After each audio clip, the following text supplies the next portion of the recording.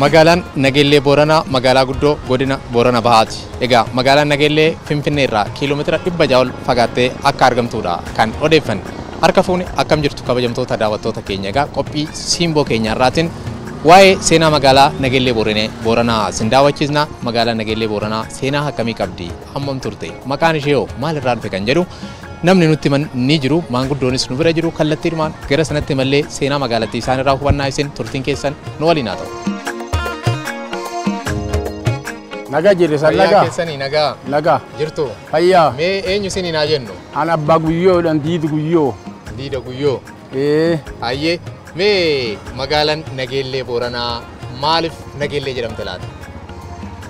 Magaalaan Nageellee Booranaa Booran yoo dhani warri gadaan bulu. Laftana malee gadaan xumuramuu hin dandeenye. Akka gumeel dallo.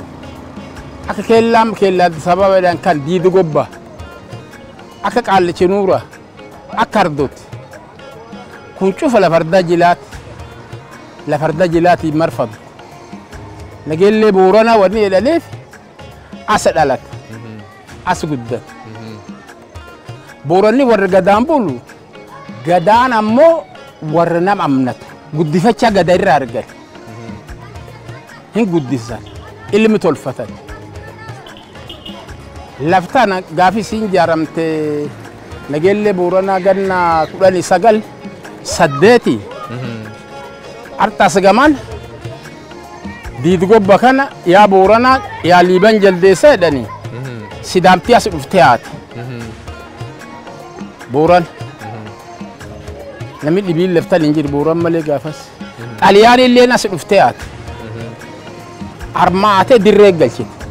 Xaaliyaana dhuftee waraana gaggeessite asitti? Waraana harma geggeessanii armaatee Booran dirree galchite. Booranatu ari'ee? Booran haatee waladhanii wal fixanii Boorani bira dirree gal. Tanaaf Nageellee Booranaa Booranatti irra dhalatee Booranatti as dhalateef Nageellee Booranaa jedhame. Gaaf sidaamtii dhuftee armum jiru Boorani. Gaaf Xaliyaanii dhuftellee armum jiru Boorani. Lafti ardaa jila laf 97 moo hagan Nageellee Booranaa tanaan lafa marfamtee arma kee jirti. Wanni Nageellee Booranaa jedhaniif aadaa irra geeges, jili irra geeges, as dhalate tanaaf Nageellee Booranaa jedhama. Maqaan Nageellee jettu kun maal irraa dhufte laata? Nageellee jechuun lafa nagahaati. Nagaa. Nagaa. An bultiin nagaa hin jedhani? Bultiin nagaa warri alaa dhufu sidaamtilleen Booran irra dhageeti. Bultiin nagaa alaamanni nagaa. Alamanni nagaa warra foorii nagaa karra fuloon nagaa fulaan ati jirte nagaa jecha Booran irra dhagee maddi isaas jechuudha. Madditi isaa arba. Kanaaf Nageelleen nagaa kan jedhu irraa dhufee Nageelleedhanii nagaa jedhanii irra kaasaniif ta'e. Magaalaan kunis achumarraa hundooftee jechuudha. Achumirra hundoofte. Mee haa ta'u magaalaan kuni jalqaba yeroo hundooftu maal fakkaatti ture? Aadaa akkamii qabdi ture? Akkamitti nama simatu ture? Mee Oromoon nasii? Oromoon as jirtu Boorana. Booranni bineensallee hojiin qaayee warraa galiin maxas. Waliin jiraata. Nama dhiisi. Sabab sablammiin gochii Oromoo gochii dhibiin haga Nageellee Booranaa kee jirtan mallee gar dhibiin jirtu. Yoo Finfinnee jiraatte malee. Sabab sablammii haammattaniituma wajjin jiraattu jechuudha. Waliin jiraan. Uttumallee ammallee yoo sila sabab sablammii deemtanii gaafattanii akkamii nami laftan jiru yoo jettani sabab sablammiitti isanti bu'ay. Abbaa ofii mirra nam dhaattuu nami muwayyeedha Booranni mammaasii tokko. Nam cuf hajaalate nam cuf hawaliin bul nam cufaaf haos nam cufaaf hadhos nam akkasiiti. Kana fakkaata seenaan magaalaa Nageellee Booranaa. Kana fakkaata. Ayyee guddaa ulfaadhaa turtiin waliin taasistaniif. Ulfaadha sanilleen galatooma.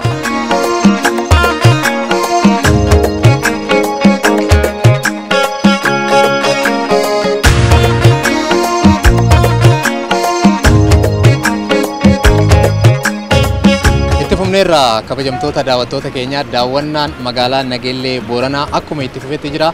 Hin xumurre daawwannaa keenya itti fufneerra ammas immoo keessummaa tokko waa'ee magaalaa kanaa guddina magaalaa kanaa haala jiruuf jireenya hawaasa magaalaa kanaa kan nutti manis keessummaa biraa qabnaa isaan waliin turtii taasisnaa daawwannaan keessan amma sittaaf fufusiniin jenna. Mee akkam jirtu fayyaa keessanii? Nagaa akkam? Mee daawwattoota keenya wal baraa? Ayyee maqaan kiyya Mallichaa Diqqaa jedhama. Kantiibaa magaalaa Nageellee Booranaati. Tole akkami Nageelleen Booranni akkami? Nageellee Boorana bareeddu dansa. Haalli jiruuf jireenya hawaasa Nageellee Booranaa maal fakkaata mee sochiin? Haalli kama isan ilaaluu jirtan kana magaalli kun akka malee mijattu. Namni magaala kan keessa yeroo hedduu jiraata ture. Gara giddu galeessa Oromiyaa kanallee deemee jiraachuu guddoon barbaadu. Gara kana jiraachuu fedha? Gara kan jiraachuu barbaada. Kanaaf nuti asuma jiraannu re? Isanillee namni silaa torbaan lamaan tokko teettani asumaan asitti hafnaa jettani.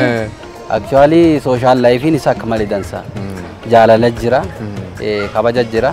Hawaasummaan kun akka malee jira jechuudha. Gaafa odeeffannoo dhageenyu sabaaf sablammii magaalaa kana keessa jira. Iddoo hundumaa kan nuyi magaalaa kana ni jiraataa jiru walitti dhufeenya gaarii qabaa jiru dhugaadhaa kun? Akkasuma Oromoon silaa hammata sabaaf sablammii magaalaa kan keessa jiru cufa ofitti hammatee waliin jiraachuu jira. Magaalaa kan keessa sabni hin jirre hin jiru. Oromoo qofaa miti sabaaf sablammiin biyya keessa jiran maqaan isii saampil Itoophiyaa illee jedhamte yeroo tokko tokko. Itoophiyaa diqqeetti jedhaniillee yeroo yaamanii jirti. Walaayitaan as keessa jira, Sidaamaan as keessa jira, Guraageen as keessa jira, Tigreen as keessa jira, Amaarri as keessa jira. Oromoon adda addaa. Oromoo jechuun Oromoo Booranni, Gujiin, Arsiin, Shawaa, Wallaggaan hin jira jechuudha. Harargeellee dabalate. Kanaaf lafti tuni lafa jiddugala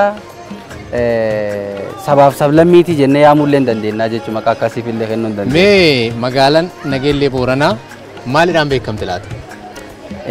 Magaalli tuni waan adda addaatiin beekamti. Waan isin ittiin beekamtu keessaa inni tokko lafti tun lafa aadaati, lafa seenaati. Seenaan Oromoo keessumattuu seenaan sirna gadaa laftan malee raawwachuu hin danda'amu. Abbootiin gadaa Booranaa yeroo harka wal fuudhis baallii godhanii godin Booranaa gamarra hagasii dhufanii wal harka fuudhinsi baallii magaal tanaan alatti raawwatamu. Ardaalee jilaa hedduutti laftan jira. Ardaaleen jilaa gara 92 ol ta'an naannoo magaala kana jiranii jechuudha. Aadaan beekamti. Ardaalee jilaa kana warri abbootiin gadaa aadaa sirni gadaa sun geggeeffachuuf yeroo dhufanii ardaalee jilaa naannoo kana kan qubatanii. Sirni sun asii geggeeffamaa jecha. Kanaaf naannoo kanatti tokko aadaan beekamti lafti tunini. Inni lamaffaan naannoon kun aanaa nam fakkeenyaaf magaalaa marsee jiru aanaa horsiisee bulaati. Aanaa liiban jedhanii horsiis horii illee hin beekamu naannoon kun. Aanan hin jira, foon hin jira, dhadhaan hin jira. Naannoo sanatti yeroo baay'ee namni as dhufee magaalaa kana dhufee aanan bitata, dhadhaa bitata. Bu'aan horii asit dhufaa jechuudha. Dabalataan ammallee daldala illee hin beekamte lafti tuni. Amma magaalaa keessa baatanii bashannantanii waan tokko tokko ilaaluu hin dandeettanii namni hedduun asii magaalaa kana waa bitata. Finfinnee irraa dhufee, Adaamaa irraa dhufee, Shashamannee irraa dhufee magaalaa kana bitata. Center of business guddaa naannoo kana geggeeffama. Sochii daldala kanallee hin beekamti magaalli tuni. Keessummaa yeroo simattanii yooyyaa jedha Booranni dhumee sana ibsaa yooyyaa. Yooyyaa baga nagaan dhuftan jedhani keessummaa yeroo simannu kun sirni gadaa irra dhufe. Abbootiin gadaa yoo nagaa nam gaafatani bultiin nagaa horiin nagaa nageenyi badhaadha babaaroo yooyyaa jedhan. Babaaroo yooyyaa maal jechuudha? Babaaroo yooyyaa jedhan. Babaaroo jechuun gagabboo jechuudha. Gagabboo. Gagabboo namni fakkeenyaaf bonaan huqqachuu danda'a. Roobaan ammoo gaafa haalii tole namni gabbachuu furdachuu danda'a. Babaaroo jechuun akkasii jechuudha. Yooyyaa jechuun ammoo ana dhufuutii jechuudha. Ana dhufu baga nagaan dhuftanii jechuudha. Baga nagaan dhuftanii jechuudha. Haa ta'u gaariidha. Keessumaa gaa iddoo bashannanaa iddoo dargaggootaa qabdi laata magaalli kun? Hin qabdi. Magaalli kun akkuma reefullee kaasaa turre hundeeffamni isii bara 2010 hundeeffamte umrii waggaa 107 qabdi magaalli kun. Magaalaalee Oromiyaa guddinaan akka malee duubatti hafan keessa magaala tokko turte. Amma moo duraan? Duraan. Amma garuu guddina. Amma waan hedduu keessa deemtanii ilaaluu hin dandeettanii durii guddoo irraanfatamte guddinni isiillee akka malee duubatti deebi'ee ture. Umrii waggaa 107 kan keessatti hin guddanne ture. Garuu barkum lamaaf sagal kudhan yeroo jijjiirama sunirra jalqabde magaalitun jijjiirama kan walumaan jijjiirama dhufte. Duri fulaan dargaggoon ooltu bakki namni itti boqotu hin jiru ture. Amma immoo deemnee waliin ilaaluu dandeenya. Kanaaf giddugalli dargaggootaa iddoon dargaggoota duri hin turre amma jira. Amma jira. Kanaaf deemnee isa daawwachuu dandeenya. Hin dandeenya. Haaya. Tole egaa daawwattoota keenya itti fufna ammas daawwannaa keenya giddugala dargaggootaa moodannee isin daawwachiisna isin turtiin keessan nu waliin haa ta'u. Adeemu. Ayyee.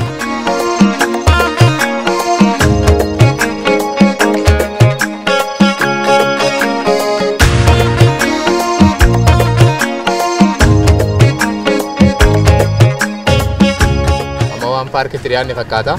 Asiinis gamoo bareedaa argaa jirra. Garuu miilan xiqqoo imallee irraa akkami dadhabbiin? Dadhabbiin lafa keessa. Hin dadhabne fe'e. Wagan caalaayyuu guyyaa deemaa oolla. Kana caalayyuu? Kan caalaayyuu deemaa oolla. Asiin gamoo bareedaa argaa jirra. Gamoon waajjira maaliiti kun? Kuni bulchiinsa waajjira bulchiinsa godina Booraan Bahaati. Kan ammoo asii mul'atu kuni giddugal dargaggootaatu bakka dargaggooti ta'anii bashannananii aara itti galfatanii boqonnaa fudhatan giddugal dargaggootaati. Ijaarsarra jedhamu xumurameera. Inni kun akka bifuma giriinariiti waan tajaajiluuf ijaarsi ammatti asii geggeeffamu jiru giddugalli dargaggoo inni biraa asii ijaaramuu jira. Dallaan isa ijaaramee xumuramee keessan nu hafe. Tole. Kan ammoo akka giriinariitti isaan keessaanii bashannanuuf waan jedhan malee gamoon asitti ijaaramu ammaaf jiru. Seennu kaa deemnee haala halluu. Ayyee.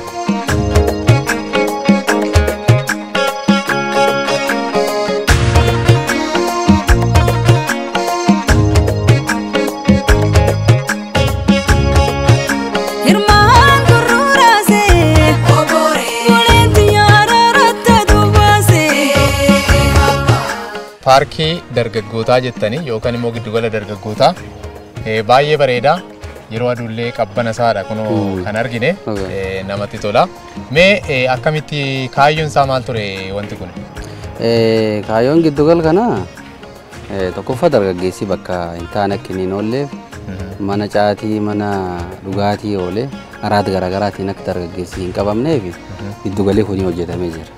Giddugalli kun yeroo dhiyootti hojjetamuuti malee dargaggeessaaf akka malee iddoo bashannanaa guddatee jira. Am dargaggeessi magaala keenya keessa jiru keessumattuu guyyaa boqonnaa guyyaa qidaamee guyyaa Yihudii as dhufee oola. As keessatti boqota. As keessa boqotaa hin qabbanaa keessisa. Yeroo isaan as keessatti aduun hin jiru suuraa garaagaraa as keessatti kaanii posti godhaa oola. Dargaggeessi qofayyuu miti warri wal fuudhu. Yeroo amma cidii garaagaraa jiraatu warri wal fuudhu as dhufa.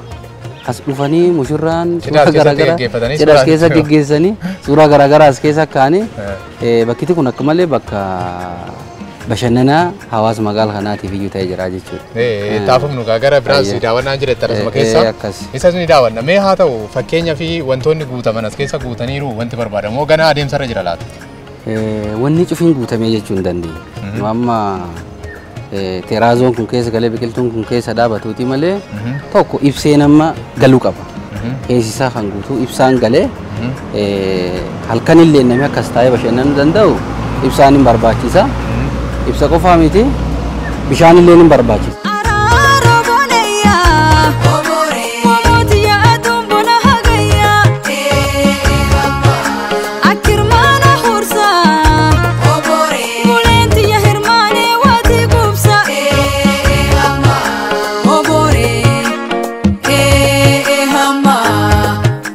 Mee kana maalidha kun maaliif ijaartanii maal fakkaata kun? Kuni bakka kanatti dargaggeessi iddoon kun yoo ijaarsisa silaa xumurame tokkoffaa bishaanii asittiin guutama. Asirralleen bishaan akka waan akka faafaatee wayii yookaan ammoo bishaan olii dhangalaatti asit galaa jechuudha. As keessa gadi yaa'a. Ijaarsi kun yoo xumurame tokko iddoon kun iddoo bashannana guddaa ta'a jechuudha. Dhagaan kunillee waan aadaa naannoo kanaa agarsiisamu dhagaa garaagaraa jira. Dhagaan diimaan asirratti taa'u kun? Dhagaan diimaan asirratti taa'u kun naannoo kanaa ba'a jechuudha. Naannoo kanaa ba'a. Baay'inaan dhagaan ijaarsa naannoo kanaallee diimaa kanaa jechuudha. Dhagaan kun dhagaa akka malee jabaati. Ijaarsa illee namni yeroo hedduu itti fayyadama. Ijaarsa manaaf gargaara. Ijaarsa manaatiif hin gargaara. Ijaarsa gamoof illee. Ijaarsa gamoo ijaarsa kamiifiyyuu hin ta'a jechuudha. Kanaaf gaafa bishaan achitti nammee as keessan yaa'u baay'ee bareeda jechuudha. Bareedinallee akka malee ta'a. bareedinaaf hin ta'a. Amma waan Nami ilaalu fedhellee nasiini gubbata naan asirraan isteeppii kan irraan ol bahee asirraan baheera. asirraan bahee daawwachuu hin danda'a jechuudha. Inni sunoo bakka kanatti ammoo bishaan kan itti guunnee qurxummii sanyii garaagaraa illee finne asitti horsiisuu barbaannee jechuudha. as keessatti. As keessatti kanallee yeroo dhiyootti yoo bishaan kun galanii xumuramanii waan itti deemnee hojjennu jechaadha walii galaatti. Gamas hin jira waan akka daakiyyee siidaan gamas ni jira. Siidaan sunis iddoo bashannanaa kana keessattidha kan argamu. Daakiyyeen illee bashannanummaa fi as keessatti hojjetame. Kanaaf kuni walumaa galatti gaafa xumurame ijaarsarraa jiraatu malee gaafa xumurame iddoo hawwata turizimii dargaggoota giddugala dargaggoota bareedaa akka ta'edha. Guddaa ta'a jennee amannaa jechuudha. Tole egaa daawwannaa keenya amma sitti fufnaa iddoo biraas ni qabdu. Mee iddoo biraas immoo deemnee daawwannee daawwannaa keenya itti fufnu. Hayyee hayyee.